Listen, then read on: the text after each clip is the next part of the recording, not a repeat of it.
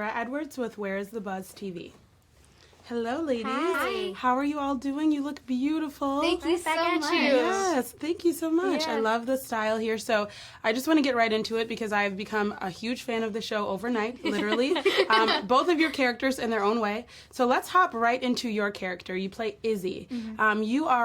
I love your character because she's so spunky and she's not afraid to be who she is for the most part, right?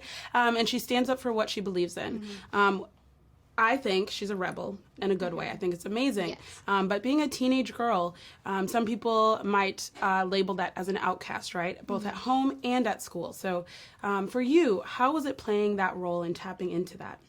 I think it was challenging because it is a different time and so many different social injustices were happening. And I think to be able to get into that mind space where she does have people at school and at home not accepting her for who she is, I had to really dig deep into, like, I was bullied as a young child and I had to tell myself, when that happened, how did you feel? How did that go for you? What did you cry? What happened? And I had to really tap into past emotions where I understood what was happening, and I actually journaled to understand her more, and I'd journal like what happened the day before the scene or what happened right before the scene, and then I would go in and I review it, and then I'd do the scene because I understood her so much, and it helped it come across in the way that Celeste and Liz and everybody would be proud of. Yeah, and you did an amazing job, a phenomenal job doing that. Thank you. For your character, she overcomes so many different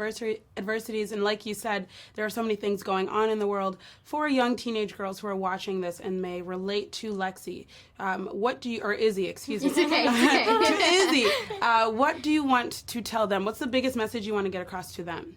The biggest message I want to get across to them is you don't have to change yourself for anybody's expectations. I mean, if your mother wants you to wear a dress and you don't like wearing dresses, don't wear a dress.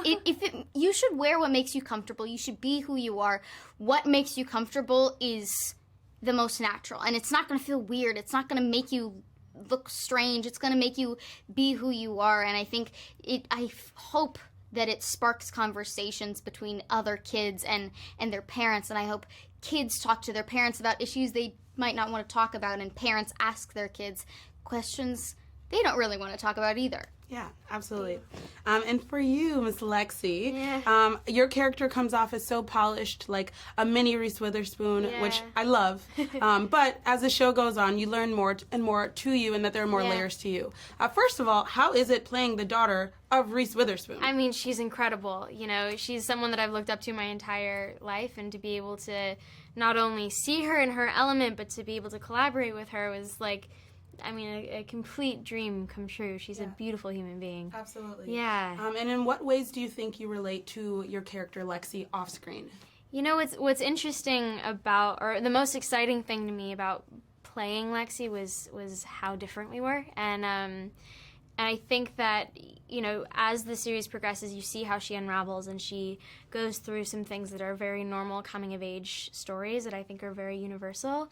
But as an actor, I was really excited to dive into Lexi and to see, like, how does this happen? You know what I mean? Because she is a morally gray character and she has a lot of flaws that she refuses to look at, which makes it even worse. And it was really fun to try and discover, like, how one loses empathy and a love for others and for themselves, and that was just something that was really exciting to look at and to see how that relates to the 90s and today, and what I can relate to from that, and what growth can come from that. Yeah, well, first of all, you make me feel old when you say relate to the 90s. Oh, my goodness, but that's very true, and I think that you do an amazing job. So for you to say that you're so different, you killed that role. You did an excellent job, and both of you certainly did.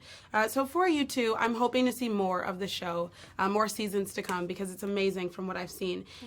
What do you guys want for your characters, kind of character development throughout those roles, moving forward into the remainder of the show?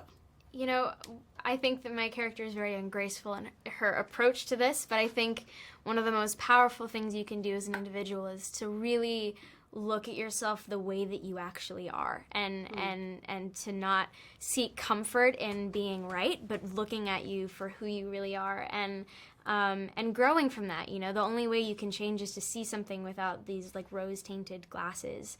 And so again, my character's ungraceful in that approach, and it takes a lot of losing and hurting both ways of experiencing it and giving it to someone else. But I think that's a powerful thing to, you know, at the end, to just see yourself as you are and to move forward from that and change. Sure. And for you?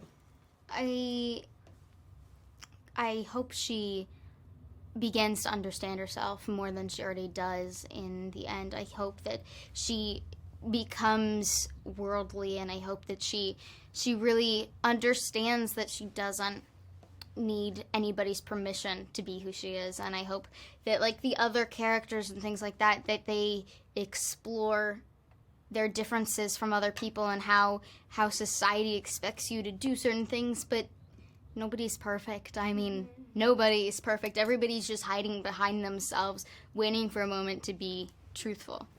Perfect. All right. Well, thank you so much, Thank ladies. you. That was amazing.